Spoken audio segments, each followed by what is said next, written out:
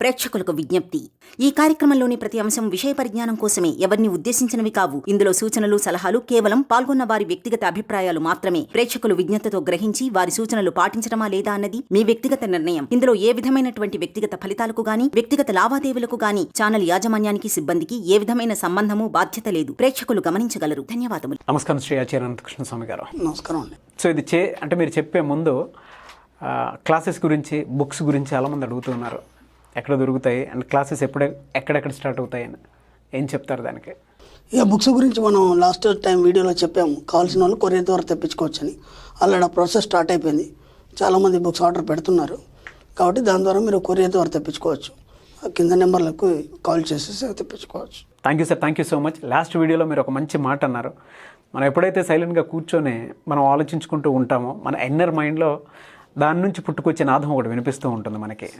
So అదే మనం నమ్మి ముందుకెళ్తా ఉంటే ఖచ్చితంగా సక్సెస్ అవుతుంది. అదే మీ ఇన్నర్ వాయిస్. ఎస్ ఎస్ మాట్లాడుతుంది. అదే విశ్వం, ఇంకేం లేదు, కొత్తగా ఏం లేదు. అవును.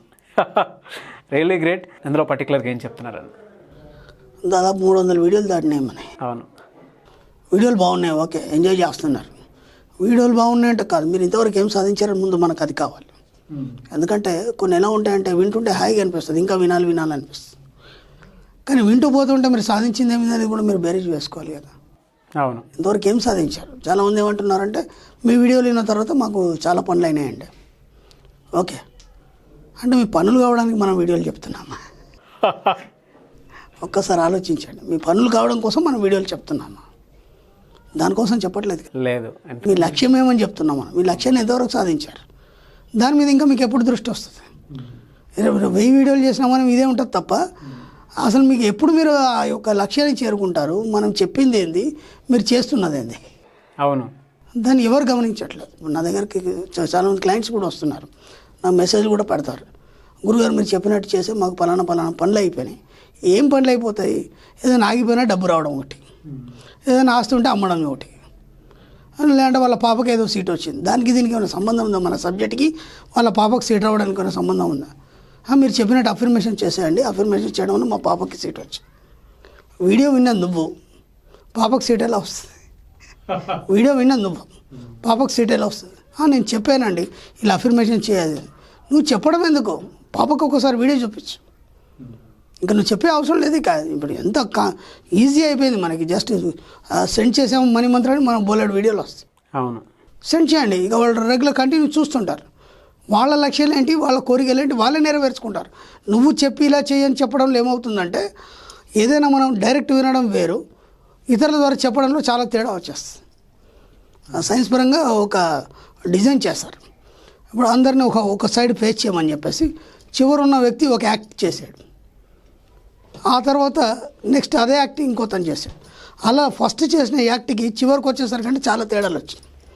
కాబట్టి ఏదైనా సరే మనం డైరెక్ట్ వినడంలో ఉన్నంత గొప్పతనం, దానికి మన గ్రాస్పింగ్ పవర్ ఏదైతుందో వేరే వాళ్ళు చెప్పడంలో మనకు అది తెలియదు. కాబట్టి మీ యొక్క లక్ష్యం ఏంటి, మన లక్ష్యం ఏంటి, మన సబ్జెక్ట్ లక్ష్యం ఏంది? మన సబ్జెక్టు లక్ష్యం ఏంది? ప్రతి పేదవాడు కూడా ధనవంతుడు కావాలి, ఒకటి. రెండోది, ప్రతి వాళ్ళు డబ్బు సంపాదించాలి. ఓకే, ప్రతి వాళ్ళు ఐశ్వర్యవంతులు కావాలి, ప్రతి వాళ్ళు సంపదను సమకూర్చుకోవాలి. ఈ విషయంలో నేను చాలాసేపు ఆలోచించాను.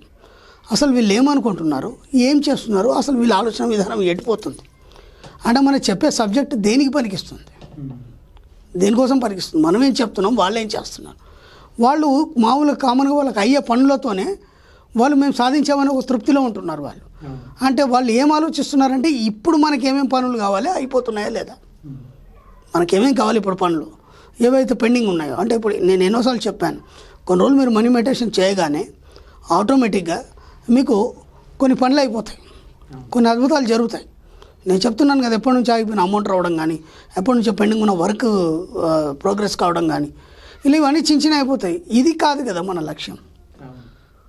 ఇప్పుడు ఏమవుతుందంటే, దాదాపు ఒక 1 year క్రితం క్లాస్కి వచ్చిన వాళ్ళు, ఒక 10 సార్లు వచ్చిన వాళ్ళు కూడా ఇంకా అక్కడే ఉన్నారు. అంటే ఇప్పుడు మనం ఒక లాస్ట్ ఇయర్ ఇన్ని కోట్లని మనం టార్గెట్ ఇచ్చాం, కొందరు మాత్రమే చేరుకున్నారు దానికి. మళ్ళీ ఈ ఇయర్ కూడా టార్గెట్ ఇచ్చాం, కొందరు మాత్రమే చేరుకున్నారు. అంటే వేరే ఇతరులు కూడా ఎందుకు చేరుకోవట్లేదంటే, వీళ్ళకు కేవలం డబ్బు సంపాదించడమే కనిపించింది, వాళ్ళకి కనిపించలేదు. వాళ్ళకి కేవలం వాళ్ళ పనులు అయిపోతున్నాయి, మేము సాధించామనే తృప్తిలో ఉన్నారు వాళ్ళు. మనకు మహాభారతంలో స్టోరీ ఉంది. ఓకే.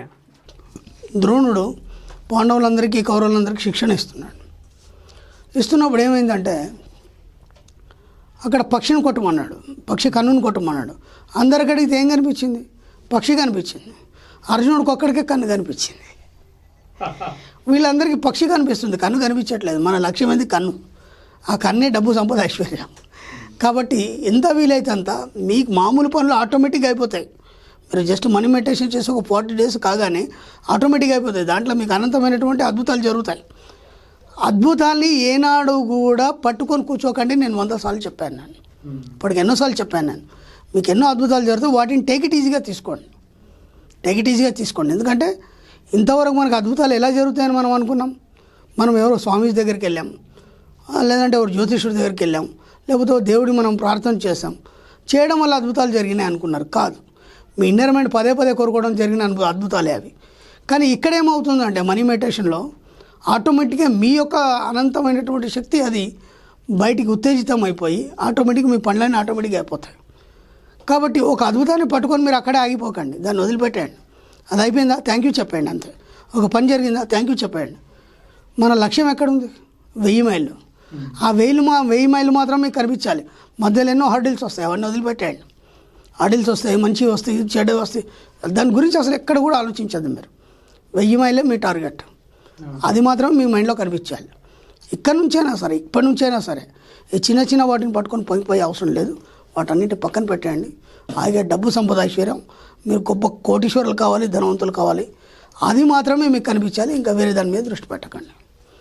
లాస్ట్ టైం మీరు చెప్పినట్టు అంటే మనం కామ్గా కూర్చొని ఉన్నప్పుడు విశ్వంతో కనెక్ట్ అయ్యే విధానం ఏదైతే ఉంటుందో సేమ్ అదే మన ఇన్నర్ వాయిస్ ఏదైతే మనకి వినిపిస్తూ ఒక నాదంలాగా మన స్వరంలాగా వినిపిస్తూ చెప్తుందో అది మాత్రం ఖచ్చితంగా జరుగుతుందని చెప్పేసి చెప్తూ ఉంటారు మీరు. ఆల్రెడీ విశ్వంతో అందరూ కనెక్ట్ అయి ఉన్నారండి. ఇక్కడ పుట్టిన ప్రతి జీవి విశ్వంతో కనెక్ట్ అయి ఉన్నారు. విశ్వంతో కనెక్ట్ కాకపోతే నీకు ఆ విశ్వంలో ఉన్న శ్వాసను ఎలా పీల్చుకోగలుగుతావు? గాలిని ఎలా పీల్చుకోగలుగుతావు? ఇక్కడ పంచభూతాల్లో అన్నిటితో మమేకం ఎలా అయిపోతావు? కాకపోతే మీరు పర్టికులర్గా మౌనంగా కూర్చున్నప్పుడు ఏమవుతుందంటే మీ ఇన్నర్ మైండ్ మేల్కొంటుంది. గొప్ప గొప్ప అద్భుతాలన్నీ కూడా రాత్రుల్లో జరుగుతాయి. అవును, మరి గమనించండి. ఒక సైంటిస్ట్ కానీ ఒక మేధావి కానీ గొప్ప గొప్ప ఆలోచనలు ఎప్పుడు వస్తాయి?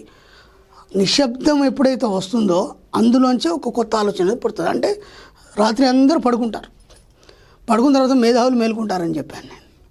ఎందుకంటే వాళ్ళకి నిద్ర పట్టదు, ఆ నిరంతరమైన ఆలోచనలు.